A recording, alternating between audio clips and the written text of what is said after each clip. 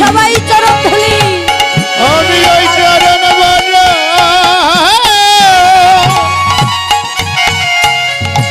আমি ভালো বাসি তোমাদের চরণের লাগি আমি ছুটে আসি। তোমাদের চরণ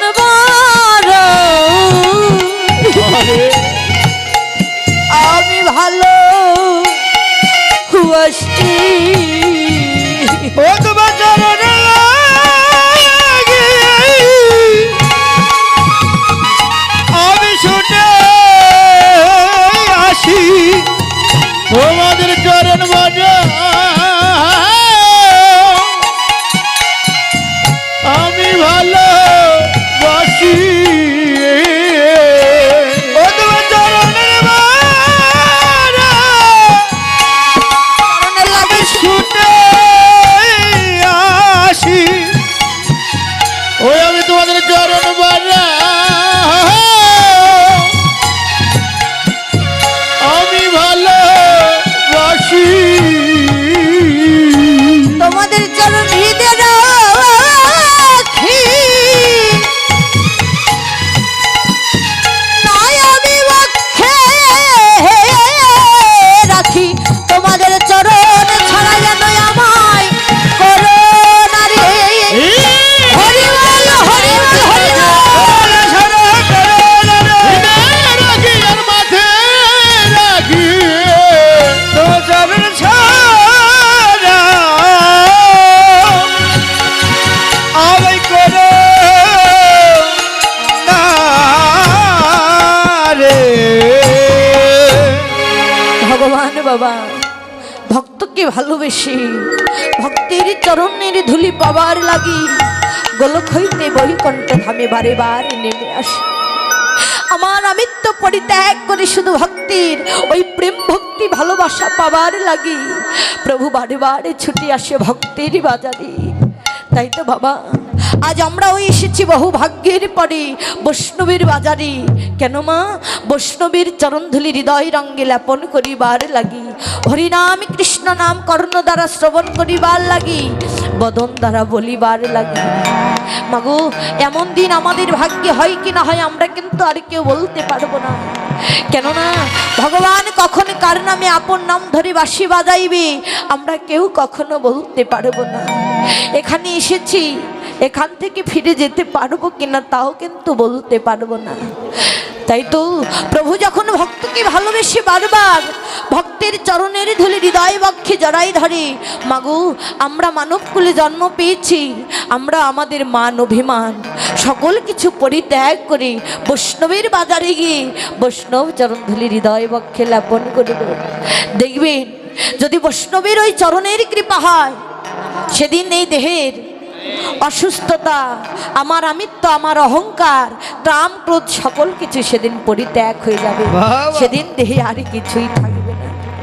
তাই তো মা, তাহলে আমাদের এই দুটি নয়নে পরিপূর্ণ জল থাকতে আমাদের এই ভজনের পথে আসতে হবে প্রভু। তাই তো জগদীজীবকে বুঝাইবার লাগে আজকে কি করলেন, মা যদি নহি পুনঃবসনে আবৃত তনু কহত হি পূজাবসুর। আজ পুরোপুরভাবে বিভোর হয়ে আজকে প্রভু মধ্যাহ্ন সময়ে বের হলেন। কেন? আমরা সময় থাকতে যেন ভজনের পথে আসতে পারি। কেননা শাস্ত্রে কি বলে বাবা, সময় থাকতে খাটো আর বেল থাকতে হাঁটো। যদি বেলা ডুবে যায় আর কিন্তু বাজারে যেতে পারবো না, বাজারে গিয়ে ভালো সবজিও কিন্তু কিনতে পারবো না। সময় থাকতে যেতে হবে। হ্যাঁ, আর সময় গেলে বাবা রসময় গোবিন্দকে পাওয়া যায় না। সময় থাকতে আমাদের বের হতে হবে। তাই তো প্রভু জগৎকে বোঝাইবার লাগে আজকে মধ্যাহ্ন সময় বের হলেন। শুধু তাই নয়, প্রভু আজকে ভক্তির চাঁদ বদন দর্শন করে আজকে ধাম নদিয়ার মাঝে কি করলেন প্রভু, কম্প পুলক ঘাম সর্বভঙ্গ কম্প পুলক ঘাম সর্বভঙ্গ কম্প পুলক ঘাম সর্বভঙ্গ কম্প পুলক ঘাম সর্বঙ্গ অনুপম নয়ন নাহি জলে পরিব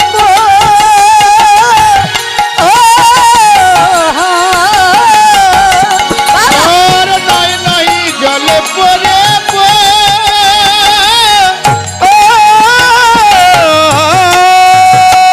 ওরা নয়নে জলে ভেসে যাই রে নয়ন জলে ভেসে যায় রে ওরা নয়ন জলে ভেসে যাই রে নয়ন জলে ভেসে যায় রে রাধা ভাবে বিভোর হয়ে নয়ন জলে ভেসে যাই রে রাধা বাবার বিবর হয়ে নয়ন জলে ভেসে যায় রে নয়ন নাহি জলে পরিব অপিয়া হারে নয়ন নাই জলে পড়ি পদে মহাজন কি বললেন মা কম্প পুলক ঘাম সরভঙ্গ অনুপাম নয়নাহি জলে পরিব প্রভু আজ ভক্তির অধীন ভগবান হয়ে শ্রীধাম নদীয়ার মাঝে নয়ন জলে কাঁদলেন কেন মা দাপর যুগে সে প্রেমময় শ্রীমতী রাধারানী গোবিন্দকে যে ভালোবেসে বৃন্দাবনে কলঙ্কিনী হয়েছিলেন বৃন্দাবনে যে রাধারানীকে কলঙ্কিনী বলে ব্রজবাসীগণ ডাকে সেই কলঙ্কের প্রেম ঋণ শোধ করিবার লাগি শ্রীধাম নদীয়ার মাঝে রাধার ভাবনা করতে করতে প্রভু আজ নদীয়ার মাঝে নয়ন জলে কাঁদছে মাগো এই জাগতিক জগতে আমরা যদি কেউ কারো কাছে ঋণী থাকি সেই ঋণ শোধ করিবার জন্য আমরাও কিন্তু কেঁদে থাকি না মা সেই ঋণ আমরা কবে শোধ করতে পারবো কবে সেই ভক্তের নিকটে আবার যেতে পারবো ভক্তের প্রেম ভক্তি ভালোবাসা কবে আবার পাবো তদ্রূপ মা ভগবানও সেই রূপ সেই রাধারানীর প্রেম ঋণ শোধ করিবার লাগি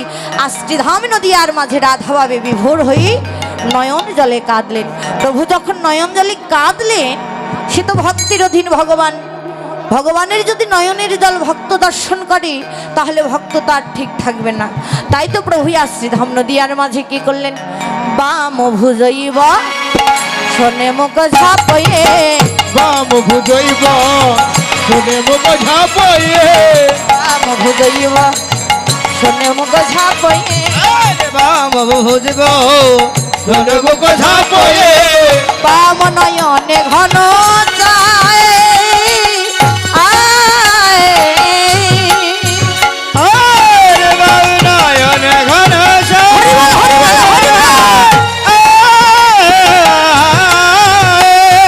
বাম নয়নে চেয়ে থাকে ওরে বাম নয়নে চেয়ে থাকে বাম নয়নে চেয়ে থাকে বাম নয়নে চেয়ে থাকে সূর্য পূজায় যাবে বলে বাম নয়নে চেয়ে থাকে সূর্য বুঝে যাবে বলে বাম নয়নে চেয়ে থাকে বাম নয়নে ঘন চায় ও পিয়া হারে বাম নয়নে ঘন যায় শ্রীধাম নদীয়ার মাঝে প্রভু যখন নয়ন জলে কাঁদলেন তখন কি করলেন মা বাম ভুজই বসন মুখ ঝাপই বাম নয়নে ঘন চাই বামা নায়িকার মতো যেন আছে প্রভু নয়নের জলে কাঁদছে আর বদনখানা যেন বসন্তে ঢাকছে কেন যে নদীয়ার কোনো ভক্ত তার কাদা বদন না দর্শন করিতে পারে আজ প্রভু শ্রীধাম নদীয়ার মাঝে তাই তো অঙ্গে বদনে বসনে দিয়ে যেন আজকে রাধাভাবে বিভোর হই নয়ন জলে কাছে আর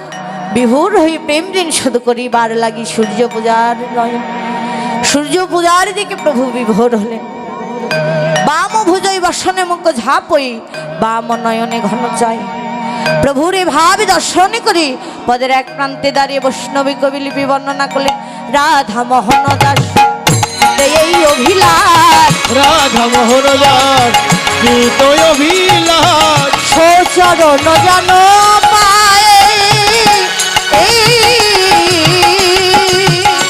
আর সেই চরণ জান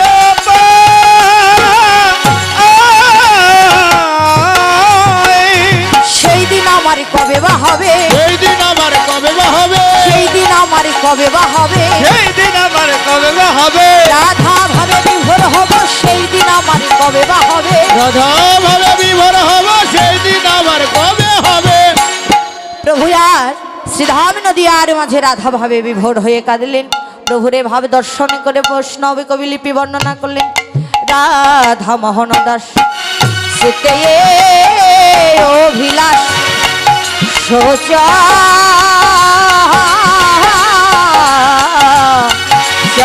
জীবন যেন পান সকল কতর ভৎস কৃপা সিন্ধু ভয়ে বাচ পতিতা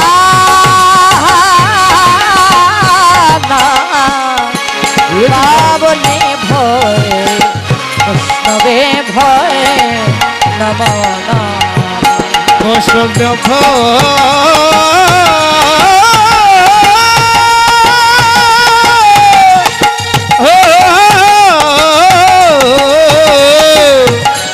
বৈষ্ণব দেব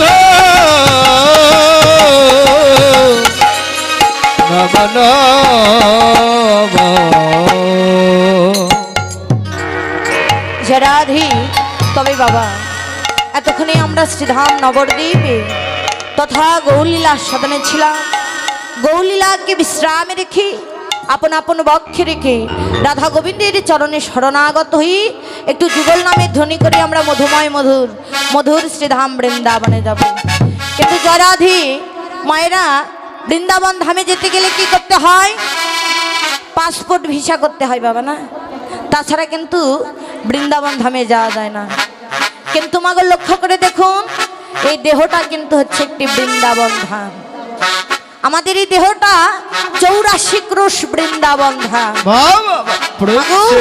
জাগতিক জগতের অপ্রাকৃত জগতের রাধা গোবিন্দকে দর্শন করতে গেলে দেহের বৃন্দাবনে আগে এই দেহের মাঝে রাধা গোবিন্দকে দর্শন করতে হবে।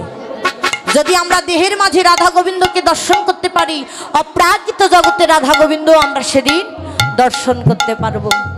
মাগো এই দেহ বৃন্দাবন ধামটাকে করতে গেলে আমাদের পাসপোর্ট ভিসা আর কিছুই করতে হয় না, কিছুই করতে হবে না।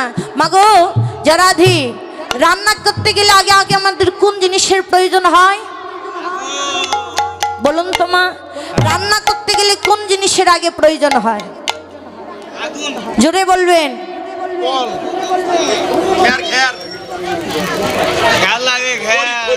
জয়রাধি আমরা নারী রূপে জন্ম পেয়েছি মা, রান্না করতে গেলে কোন জিনিসের প্রয়োজন আগে আমাদের? আগে আমাদের মনের প্রয়োজন। মন যদি ঠিক না থাকে, লবণ দিতে হলুদ দিবেন, হলুদ দিতে কি দিবেন মা? মলম দিবেন, এলোমেলো হয়ে যাবে সব। আর মনটা যদি ঠিক থাকে, মনটা যদি ভালো থাকে, রান্না করতে যাবার আগে আমাদের ভাবনা হবে আজকে আমি প্রভুর সেবা আমি যে করেই হোক আমি এমন করে দেব। তাই তো বাবা যে কোনো কাজে যেতে গেলে সর্বপ্রথমে আমাদের মনের প্রয়োজন। আমরা যে যতই আমরা একে অপরকে জ্ঞান প্রদান করি না কেন বাবা, নিজের মনটাকে যদি আগে ভক্তি করে শক্তি করে না বাঁধতে পারি, কারো জ্ঞান কোনোদিন আমাদের প্রকৃত বাস্তব হতে পারবেন না।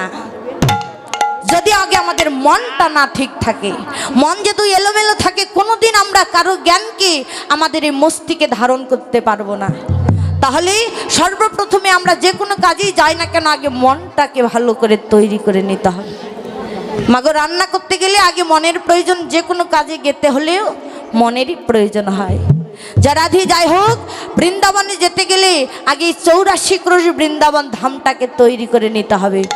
জরাধি শুধু তাই নয়, যেখানে হয় সাধুগুরু বৈষ্ণবের আগমন সেখানে হয় মধুর মধুর মধুর বৃন্দাবন।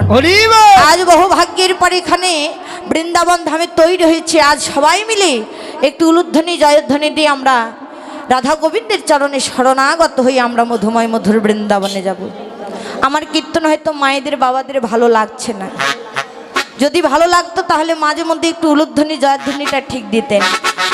মা ভগবান কি বললেন? যে যত উলুধ্বনি দেয় তাদের বদন হইতে ততই রাধা গোবিন্দের নাম উচ্চারিত হয়। উ শব্দে কৃষ্ণ আর লু শব্দে হচ্ছে রাধা। যে যত উলুধ্বনি দেয় তাদের বদন হইতে ততই রাধা গোবিন্দের নাম উচ্চারিত হয়।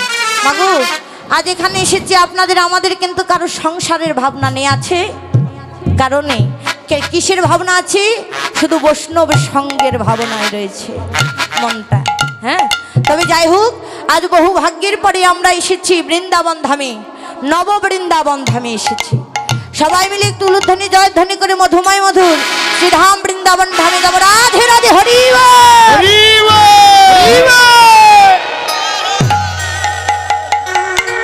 কাভি রামবান কে কাভি শ্যামবান কে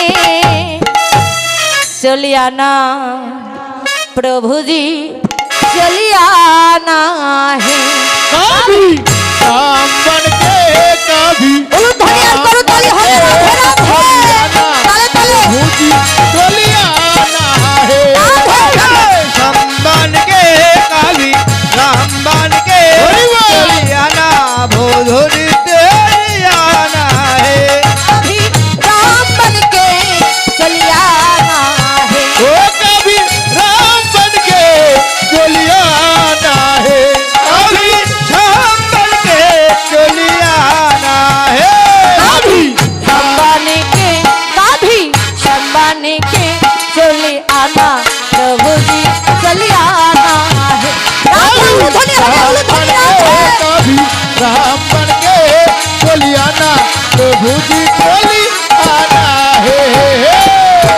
জরাধি রাধে রাধে। মায়ের কাছে আমার কিছু প্রশ্ন আছে আশা করি প্রশ্নের উত্তর পাবো পারবে না জরাধি ওমা সত্যযুগে কে অবতীর্ণ হলেন গণেশ গণেশ ঠাকুর অবতীর্ণ হয়েছে হ্যাঁ এখানে এসে ডালটা নাকি খুব স্বাদ লাগছে আমাদের এই সহপাঠীদের মানে ডাল চাইতে চাইতে ডালের বালতি শেষ করে দিচ্ছে হ্যাঁ সত্যযুগে নাকি বলে গণেশ অবতীর্ণ হয়েছে গণেশের পেট মোটা এতে খেয়ে খেয়ে পেটগুলো মোটা করেছে হ্যাঁ পরের উপর খেতে পেলে একটু বললে মাসি আর একটু আলু ছানা দেয় অবশ্যই হ্যাঁ আলু ছানা যদি একটু কম হয় বলে মাসি আমরা কি প্রত্যেক দিন আসবো আমরা আজকে এসেছি কালকে চলে যাবো আর একটু ধরিয়ে দেন বগুড়ার মানুষ হয়ে আলুর দেশের মানুষ হয়ে বলে আলু দেন যারাধি মায়েরা বলছে সত্যযুগে অবতীর্ণ হয়েছে নারায়ণ ঠাকুর হ্যাঁ নারায়ণের হস্তে কি ছিল মা মোবাইল মোবাইল ছিল দেখুন বাবা আধুনিক যুগ বলে হ্যালো আচ্ছা একটা দাও বলে কি দিব একটা দাও বলে ওই যে চুমা দাও হরি বল আধুনিক যুগের ছেলেদের কথাই হচ্ছে এটা ছেলে শুধু নয় মেয়ে সবাই এক অপরাধ ক্ষমা করবেন মা দেখুন লক্ষ্য করে তাই হচ্ছে ওমা নারায়ণের হস্তে কি ছিল বলুন তো মা জোরে জোরে একটু বলবেন নারায়ণের হস্তে ছিল শঙ্খ চক্র গদা পদ্ম আর নারায়ণের সাথে কে ছিল লক্ষ্মী দেবী তোমা ত্রেতা যুগে কে অবতীর্ণ হয়েছিলেন ত্রেতা যুগে কার্তিক ঠাকুর অবতীর্ণ হয়েছে মায়েরা বলছে রাম ঠাকুর অবতীর্ণ হয়েছে তোমার রামের হাতে কি ছিল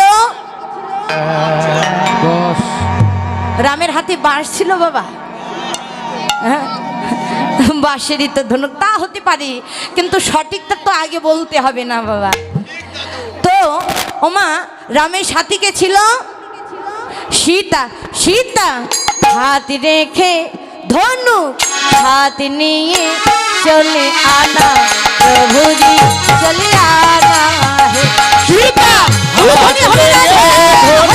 हाथ लेके चलियाना प्रभु जी चलियाना है सीता हाथ लेने दोनों हाथ लेने चलियाना भोलो जी चलियाना है ओ चलियाना प्रभु जी चलियाना है राधे राधे हरि बोल भोजू चलियाना है कभी श्याम बन के कभी राम बन के चलियाना प्रभु जी चलियाना है कभी श्याम बन के कभी राम बन के चलियाना भोजो जी चलियाना है জরাধি ওমা দাফর যুগে কে অবতীর্ণ হয়েছিলেন